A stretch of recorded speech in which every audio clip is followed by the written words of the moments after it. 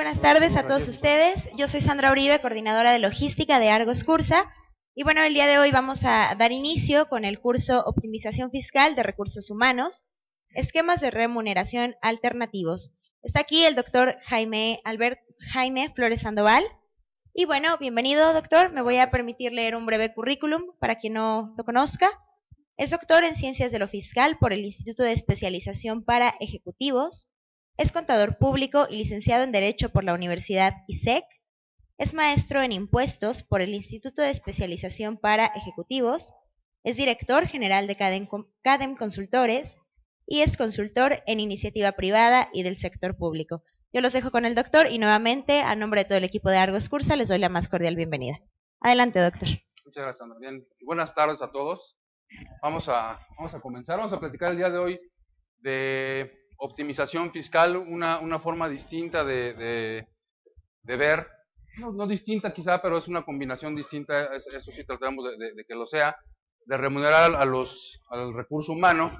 Y bueno, vamos a hacer una semblanza de lo que vamos a estar comentando el día de hoy. En primera instancia, pues hablar del tema de optimizar, finalmente significa tener mejores resultados, significa hacer las cosas de una manera en que puedan resultar mejor las cosas.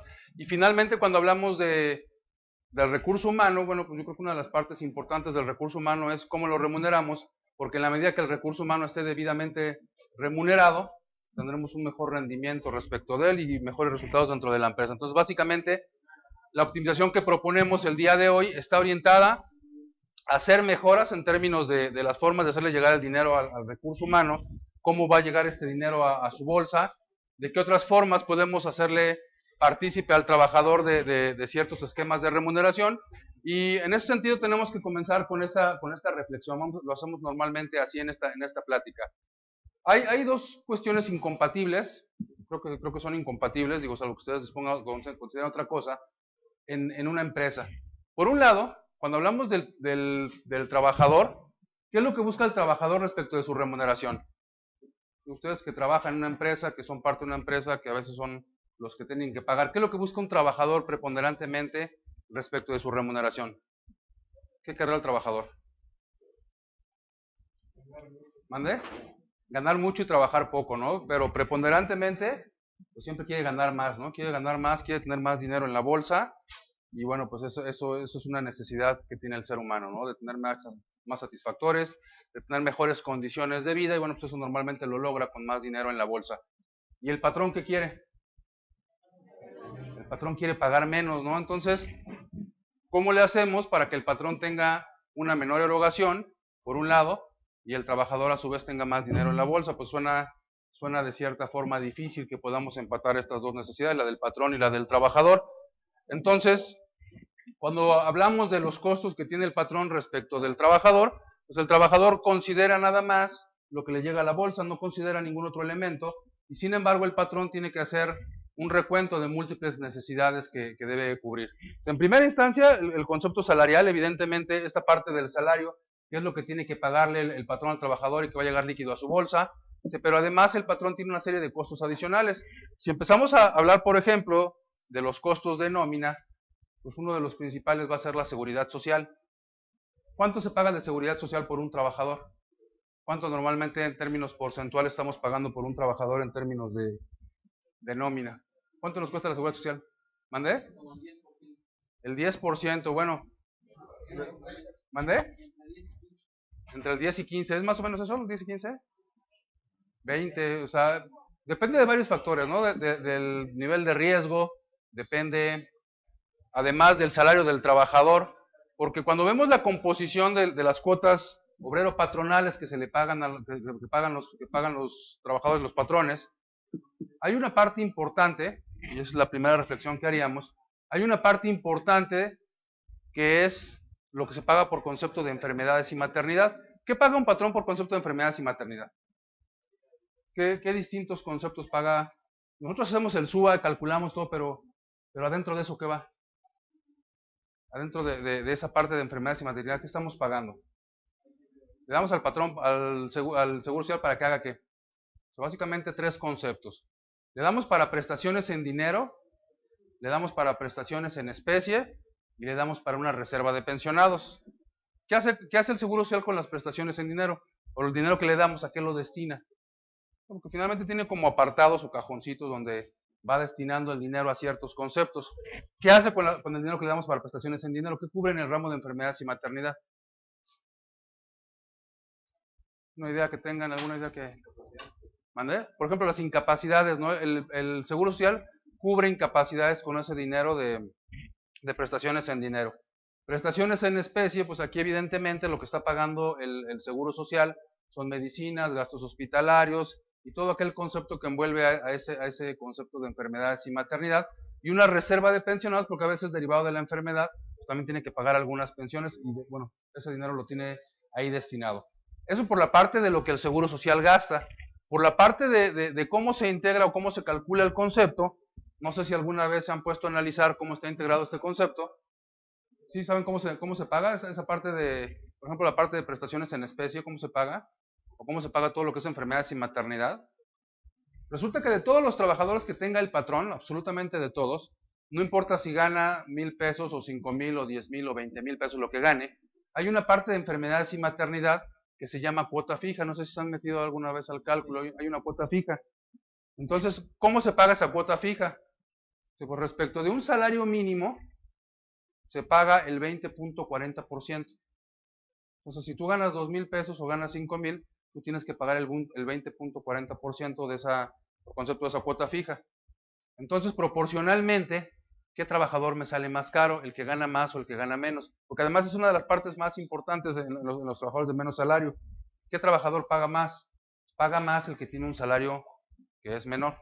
O sea, si yo tengo un salario menor, proporcionalmente voy a pagar la misma cuota. Si hablamos del 20% de un salario mínimo, si hablamos de que el salario mínimo, cuando nos referimos al Seguro Social, tiene como referencia siempre el salario mínimo del Distrito Federal, estamos hablando de 2,100 pesos, el 20%, siempre se van a pagar 420 pesos. Gane mucho o gane poco el trabajador. Entonces, bueno, finalmente, esa cuota fija de la cual estamos hablando, para los trabajadores de menos salario, implica un mayor porcentaje. Si el trabajador gana, por ejemplo, el salario mínimo, los 2,100 pesos que decíamos, es el 20%, pero si el trabajador gana el doble, si gana 4,200 pesos, entonces el porcentaje es menor. Entonces, ¿qué pasa con estas cuotas del Seguro Social que estamos pagando? Bueno, pues que contrario a lo que dice la Constitución que las contribuciones que paguemos tienen que ser de la forma proporcional y equitativa que dispongan las leyes. ¿Cómo entienden ustedes la proporcionalidad? ¿Qué será eso de proporcional? Dependiendo de lo que tú obtengas. Todos tenemos que contribuir al gasto público, es decir, pagar contribuciones de la forma proporcional y equitativa que dispongan las leyes. O sea, de acuerdo a lo que tú obtengas. Entonces, si yo obtengo más dinero, pago más contribuciones, ¿estamos de acuerdo? Las contribuciones nada más se pagan por lo que gano. O los impuestos nada más se pagan por lo que gano. ¿Mande? También por lo que gasto. ¿Qué impuesto pago por lo que gasto? El IVA, ¿no? Aunque no, el contribuyente no soy yo, pero de forma indirecta pago IVA. Entonces, entre más tengo, más pago. Entre más consumo, más pago y pago más IVA, ¿no? ¿Y qué otro tipo de impuestos? Si yo no consumo ni gano nada, ¿podría pagar algún impuesto? Sin consumir y sin ganar. ¿Habría algún impuesto que tuviera que pagar sin consumir y sin ganar? No estoy ganando porque no estoy trabajando. No estoy consumiendo porque todo me lo pagan. ¿Habrá algún otro impuesto que tenga que pagar? Bueno, pues si tengo bienes, ¿habrá algún otro impuesto que tenga que pagar? ¿Mande? Tendría que pagar predial, ¿no? En algunas entidades federativas incluso podría pagar tenencia. Entonces, por lo que tengo, pago por lo que tengo, pago por lo que consumo y pago por lo que gano. Entonces, cuando la Constitución dice que todos tenemos que pagar de la forma proporcional y equitativa que dispongan las leyes, básicamente a lo que se está refiriendo es que todos tenemos que pagar, en términos generales, no de acuerdo a lo que ganamos, sino de acuerdo a un concepto que se llama capacidad contributiva, la capacidad para hacer aportaciones. ¿Sí me explico en esa parte? Entonces, entre más gane, más consuma o más tenga, yo tendré que pagar más en función de mi capacidad contributiva. Y resulta que cuando hablamos de seguridad social y nos estamos refiriendo específicamente al seguro social, esta cuota, la cuota fija de la que estamos hablando, implica que aquellos trabajadores que ganen menos, proporcionalmente van a pagar más. Si entonces, en lugar de que paguemos de forma proporcional, pagamos de una forma que no tiene nada que ver con la proporcionalidad. En lugar de que las contribuciones sean como lo establece la Constitución de forma progresiva, a mayor capacidad contributiva, a mayor pago de impuestos, este tipo de esquemas generan que yo esté pagando más por los que ganan menos. Entonces, esa es una afectación que tiene el patrón por ese hecho. Pero además paga Infonavit, paga un 5% por concepto de Infonavit por todos sus trabajadores. Además paga otro tipo de prestaciones.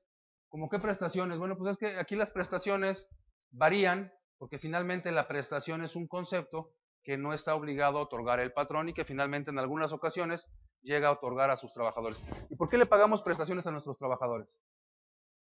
¿El patrón por qué le paga prestaciones a sus trabajadores? Digo, además de que es buena persona, además de que como recompensa al trabajo que está haciendo. Pero cuando yo le doy ese tipo de prestaciones a través de unas recompensas, se lo doy por algo que está haciendo, te portas bien, te doy más. Trabajas más, te doy más. Entonces, cuando la prestación la damos bajo ese concepto, la prestación entonces se convierte en salario, porque aquí tendríamos que remitirnos a la definición que establece la Ley Federal del Trabajo respecto del salario, donde dice el artículo 82 que el salario es la retribución que le paga el patrón al trabajador por su trabajo. Cuando el trabajador hace algo y el patrón lo remunera, se llama salario. Entonces ya no es prestación. Aquí nos estamos refiriendo a otro tipo de prestaciones que independientemente del trabajo que lleve a cabo la persona, el patrón se compromete a entregarle. ¿Cómo qué prestaciones le da el patrón al trabajador? ¿Qué prestaciones llegan a tener ustedes implementadas en sus empresas? Que son obligatorias, ¿no? Es parte del salario además también porque es parte complementaria de ese salario, ¿no? Eso lo dice el artículo 84, lo vamos a comentar más adelante. Pero prestaciones que van más allá de remuneración, un fondo de ahorro a lo mejor le da despensa. ¿Y por qué le da despensa el patrón al trabajador? ¿Porque es buena persona el patrón? Bueno, sí, porque es buena persona en primera instancia, no todos dan despensa, ¿no? Pero además de esa característica que pretende beneficiar al ser humano que es su trabajador, o sea, el patrón que más busca cuando otorga ese vale de despensa, ahora en monedero electrónico. Es deducible, pero también el salario sería deducible, ¿por qué no a lo mejor le da salario? O sea, el trabajador lo vas a tratar de arraigar, ¿no? Que tenga más tiempo en la empresa. Pero además de todos esos conceptos de que el trabajador se beneficie, de que tenga un vale de despensa, ¿qué más busca el patrón? Cuando da un vale de despensa, cuando da un fondo de ahorro. Porque si fuera nada más, oye, pues para que lo deduzca, pues deduce también el salario, entonces mejor le doy puro salario. ¿Por qué le doy fondo de ahorro? ¿Por qué le doy una ayuda de despensa, un vale de despensa, un monedero electrónico? Para que no esté grabado para impuesto de la renta, por ejemplo, ¿no? Entonces, si yo le doy al trabajador 1,000 pesos de dinero, van a estar grabados y le voy a quitar impuesto. Si yo le doy 1,000 pesos de fondo de ahorro, va a estar exento, aunque tengo la desventaja ahora de que es parcialmente deducible. Pero además busco una combinación, porque no nada más busco que esté exento, también busco que sea deducible o deducible en la mayor medida posible, pero además que no integre seguro social, pero además que haga una serie de combinaciones en virtud de las cuales yo termine teniendo menores cargas fiscales, que yo tenga menos cargas fiscales y que el trabajador tenga un ingreso líquido mayor, de tal forma que esa diferencia entre lo que él quiere ganar y lo que yo le puedo pagar se vea reducida porque las cargas fiscales sean menores. El salario se llega a distorsionar por toda esta parte del seguro social, por esta parte del Infonavit, por contribuciones locales que, dependiendo de la entidad federativa, pueden estar entre un 1 o un 3%. Sí, y entonces, con esa parte que desvirtuamos a través de la carga de seguridad social y de todas las demás contribuciones, finalmente lo que eroga el patrón es mayor. Entonces, si el patrón lograra disminuir todas esas cargas que tiene por concepto de contribuciones, quizá podría ser que el trabajador tuviera un beneficio líquido, más dinero en la bolsa, o por lo menos más conceptos con los cuales vivir, con el menos desembolso, ¿no? Entonces, esa parte que aparentemente es difícil, en donde decimos, ¿cómo voy a hacer para pagarle más sin gastar yo más? Quizá la podamos lograr a través de una combinación adecuada de estos conceptos que el día de hoy vamos a tratar de establecer. Entonces, el trabajador, cuando recibe el dinero, el que sea, mucho, poco, o lo que esté percibiendo, normalmente debe de cubrir una serie de satisfactores. Para no buscar mucho qué satisfactores son los que debe cubrir el trabajador con ese dinero, podemos remitirnos a lo que hace el trabajador que gana menos en México con el dinero que le llega a la bolsa. De acuerdo a lo que establece el artículo 123 de la Constitución y luego reproduce la Ley Federal del Trabajo, el trabajador debe percibir por lo menos lo que se denomina como salario mínimo. Es lo menos que puede ganar un trabajador. Y de acuerdo a lo que dice, por lo menos a lo que dice la Constitución, ese salario que percibe el trabajador le debiera permitir por lo menos cubrir estas necesidades básicas, y mínimo que para que coma, alimentación. Sí, pero además ese salario mínimo le debe servir para que tenga vestido, transporte y habitación. Sí alcanza, ¿no? Pero aquí apenas vamos con el principio, ¿no? Aquí apenas para que coma, para que tenga, para vestirse, para transportarse, para habitarse. Sí, pero además estamos hablando de que ese trabajador salario mínimo tiene como referencia desde que existe la Constitución a un trabajador promedio de México. Un trabajador promedio que efectivamente ha tenido cada vez una disminución en cuanto al promedio de habitantes en una familia. ¿Cuál será la familia promedio? ¿Cuántos hijos tiene una familia promedio en México? Bueno, dos, tres, todavía la estadística dice tres, pues ya tendiente a que sean dos. Sí, pero bueno, imagínense alimentar, vestir, transportar y habitación para la familia, el padre, la madre y tres hijos. Si luego además le tienes que dar la educación mínima obligatoria, porque así se la Constitución, es la educación mínima obligatoria. Esto es lo menos que un padre de familia debe proporcionar a sus hijos. ¿Hasta cuándo es educación mínima obligatoria? ¿Hasta cuándo, perdón? Hasta preparatoria, nivel medio superior, dice, ¿no? Entonces, preparatoria, bachillerato. Imagínense tres adolescentes en edad de preparatoria, con todo eso, ¿no? Y más hoy bueno, los hijos siguen ahí en la casa de los padres hasta quién sabe qué edad, ¿no? Digo, no sé a quién Puebla, pero no tienen 25, 28, 30 años, ahí siguen en la casa con los papás, ¿no?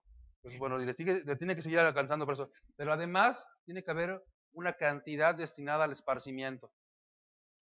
Que vayan al cine, al teatro, que se estén divirtiendo, ¿no? Porque si no, eso no puede vivir el ser humano. Y además, para el desarrollo cultural, cultura física, cultura emocional, cultura en todos los términos, intelectual, todo ese tipo, dice, hay que desarrollar con el salario.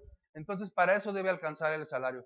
¿Cómo hacemos para que lo que le pagamos al trabajador efectivamente satisfaga esta necesidad? Decimos, si el salario mínimo lo cubre, pues los demás salarios, por obvias razones, lo tienen que hacer. Además, decía un secretario de Hacienda, ¿no? Y además de todo esto, con el salario mínimo le tendría que alcanzar hasta para comprarse un coche, decía, ¿no?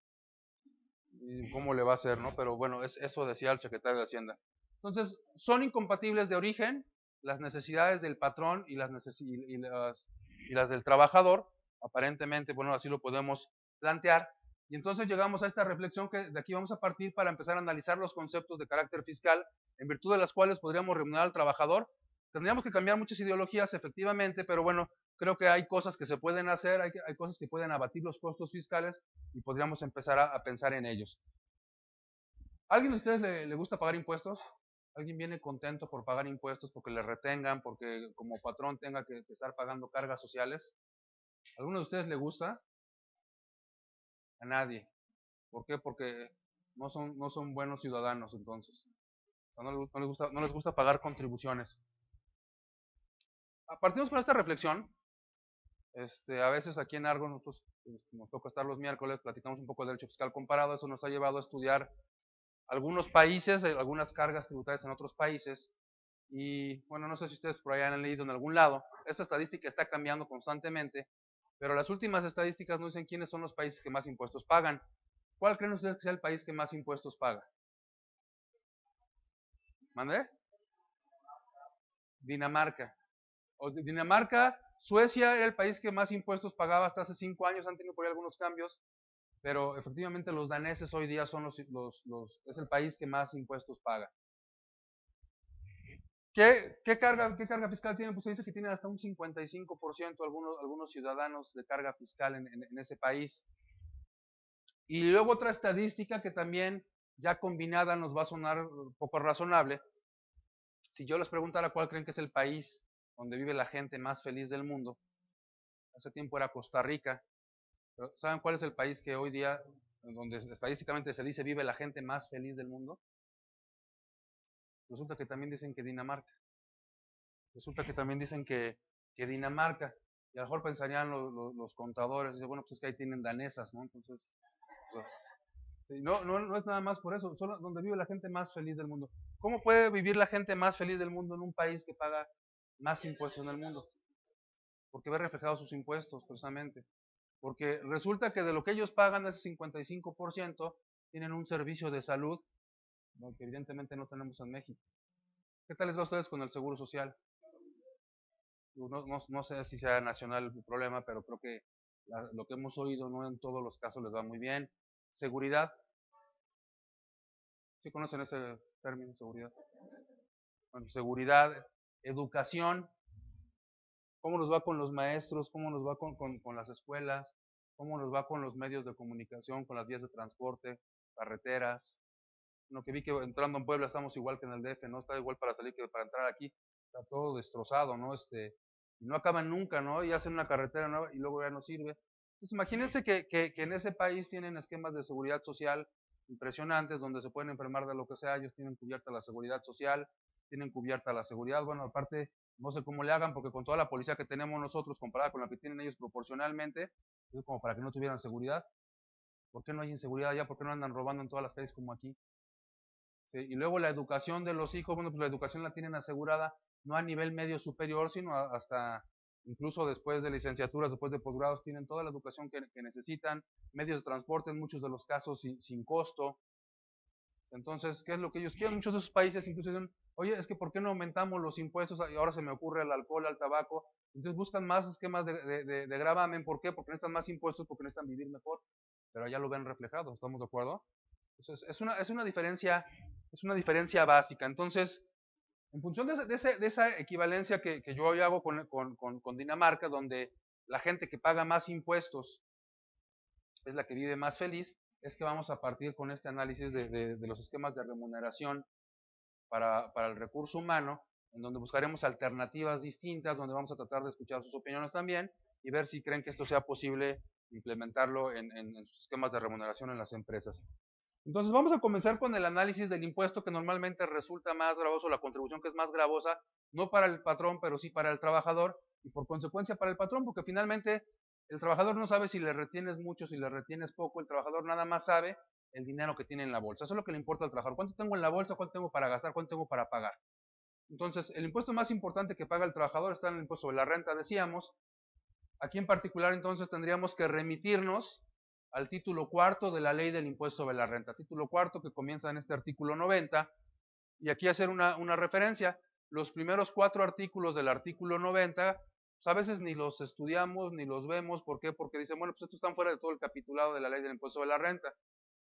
El capitulado del impuesto sobre la renta comienza en el capítulo primero, el de salarios, que está hasta el artículo 94. Entonces, el 90, el 91, 92 y 93 son disposiciones generales que a veces no estudiamos, no analizamos, y es donde está contenida buena parte de lo que podemos hacer en la estrategia en materia de remuneración de recursos humanos. Y el artículo 90, que lo podríamos resumir aquí, dice que los ingresos de los trabajadores pueden ser de estos tipos, pueden ser de este tipo. El trabajador, o en general la persona física, no nada más el trabajador, puede recibir ingresos en efectivo. Bueno, ¿y qué entiende un contador por efectivo? ¿O qué entiende el común de la gente por efectivo? La persona física puede tener un ingreso en efectivo. ¿A qué se refiere? Y ese ingreso va a estar grabado en términos generales, salvo excepciones. ¿Cuándo hablamos de que el ingreso es en efectivo? Bueno, pues es moneda de curso legal, o te dan un cheque, o te hacen una transferencia. En general eso vamos a considerar como efectivo para todas las personas físicas. Sí, pero también van a estar grabados los ingresos de las personas físicas, salvo que la ley disponga algo en contrario, cuando se le entreguen en bienes. Bueno, ¿cuándo le podríamos entregar a un trabajador un ingreso en bienes, por ejemplo? ¿Perdón? Un dinero electrónico no es una equivalencia a un bien, no es despensa propiamente, o le podemos entregar otro tipo de conceptos a través de monederos electrónicos. Pero aquí más bien ubicarlos en despensa, o incluso la despensa entregada tal cual físicamente. No te traigo una despensa con arroz, frijol, son ingresos en bienes, para la persona física estarían grabados. Sí, pero la persona física también podría tener ingresos en crédito. Sin embargo, dice, esos no van a estar grabados salvo que la ley expresamente lo diga. Y la ley no lo dice. Bueno, pero ¿cuándo consideramos que una persona física tiene un ingreso en crédito? Un ingreso en crédito, ¿cómo que es un ingreso en crédito? Un préstamo, pero ¿todos son contadores? ¿O son de recursos humanos? ¿O qué son ustedes? ¿Contadores, abogados? ¿Sí, contadores? Cuando le doy un préstamo a un trabajador, él tiene un ingreso.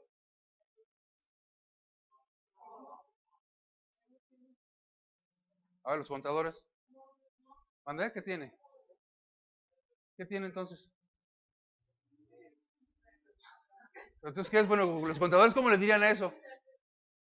Yo le doy al trabajador,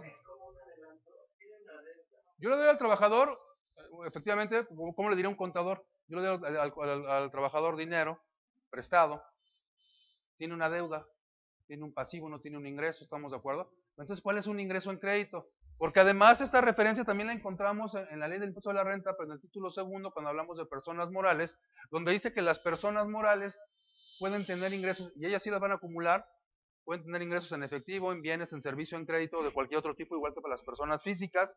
Entonces, bueno, un ingreso en efectivo de una persona moral, pues es muy fácil, ¿no? La persona moral vende, y luego le pagan, le depositan, ese es un ingreso en efectivo. O sea, la persona moral tiene un ingreso en bienes, pues es bien fácil también, la persona moral vende computadoras y la otra persona le da un automóvil, él tuvo un ingreso en bienes, ¿estamos de acuerdo? ¿Y cómo sería en crédito para la persona moral? La persona moral vende y el otro dice, sí, pero espérame, luego te pago en 90 días, son 30 días. La persona moral ya tiene un ingreso, sí, ya tiene un ingreso, ¿estamos de acuerdo? Pero como no se lo han pagado, ese es un ingreso en crédito. ¿Sí me explico? Y entonces cuando vamos al título cuarto, dice el artículo 90, las personas físicas pueden tener ingresos en crédito, pero la regla general, salvo que la ley marca alguna excepción, es que el ingreso en crédito no lo acumula. ¿Por qué no acumula? Porque la persona física acumula hasta que efectivamente percibe el ingreso en efectivo o en bienes. ¿Sí nos queda claro esa parte? Entonces aquí la persona física, bueno, eso no acumula en crédito. Sí, y aquí el caso, ubicándonos en el ámbito de los salarios, es cuando una persona física ya trabajó, ya generó el ingreso, porque el ingreso ya existe, aunque no se lo hayan pagado. Vamos a poner un caso de que es un trabajador que en diciembre, nosotros acostumbramos a hacer la fiesta en diciembre, los últimos días de diciembre, más o menos por el del 19. Entonces decimos, el 19 hacemos la fiesta de la empresa y ese día, como pagamos con cheque, ese día le entregamos al trabajador su cheque tanto del aguinaldo como de la última quincena, por esos días, y después ya nos rezamos hasta enero. Hacemos la fiesta, entonces a ratos va pasando la gente a recursos humanos, recoge su cheque, pero como es la fiesta de fin de año, ya saben ustedes, tequila, whisky, cerveza, entonces hubo un trabajador que ya no acabó en condiciones de pasar por nada, ¿no? Ni aguinaldo, ni quincena, ni nada. Y quién sabe cómo acabó y dónde acabó, el chiste es que no pasó. Y él dejó ahí su cheque, tanto el del aguinaldo como el de la última quincena. Y pues ya se lo tuvimos que dar hasta enero lo cobra. ¿Ese trabajador tendría que acumular el ingreso en diciembre? ¿Sí lo tendría que acumular o no lo tendría que acumular? Hasta que efectivamente lo perciba, estamos de acuerdo. Estrictamente ya nos complicó ahí el asunto porque además ya le habíamos hecho el ajuste, ya habíamos calculado el impuesto, por ahí hasta nos adelantamos, ya se lo habíamos enterado. No tendría que haber sido así, ¿estamos de acuerdo? Ahí el concepto es la persona física no acumula en crédito, la persona física acumula hasta que efectivamente percibe el ingreso. ¿Estamos bien hasta aquí? Sí, pero la persona física también podría tener ingresos en servicio. Pero ¿y eso cuál sería? Un ingreso en servicio. Eso como a qué le suena. Un ingreso en servicio. Ubicándonos otra vez en salarios, el ingreso en servicio lo podríamos ver en los siguientes ejemplos. Por ejemplo, se trata de un trabajador que presta sus servicios en un hospital. O sea, no es médico, pero él trabaja en un hospital. Y dice el hospital, bueno, vamos a darles la siguiente prestación a nuestros trabajadores. ¿Cuál se les ocurriría darle a sus trabajadores en un hospital? ¿Qué prestación les gustaría para sus trabajadores? El servicio médico. Entonces, si tienes alguna eventualidad médica, si te enfermas tú, se enferma tu esposa, si se enferma uno de tus hijos, te voy a dar el servicio médico y no te voy a cobrar la consulta. Ese es un ingreso en servicio para el trabajador. ¿Estamos de acuerdo? Bueno, pero ahí más que servicio, lo entenderíamos como herramienta de trabajo. Que luego pasan cosas raras y sí efectivamente lo trae el fin de semana cuando no debiera, pero en estricta teoría eso sería como herramienta de trabajo y así lo manejamos, para no ubicarlo en el ámbito de ingreso del trabajador. Pero bueno, aquí en el caso de la consulta, resulta que el trabajador va, tiene una consulta, o su esposa lo atienden a uno de sus hijos, lo atienden. ¿Qué tratamiento tendría ese ingreso en servicio para el trabajador? ¿Cómo estaría ese ingreso en servicio para el trabajador? ¿Pagaría impuesto? ¿No pagaría impuesto? ¿Cómo estaría? estaría exento. ¿Lo consideran ustedes exento? Entonces, cuando yo presente mi declaración anual informativa en el mes de febrero, le voy a poner ahí servicio médico que no le cobré al trabajador exento y tengo que poner ahí una cantidad. ¿Estamos de acuerdo?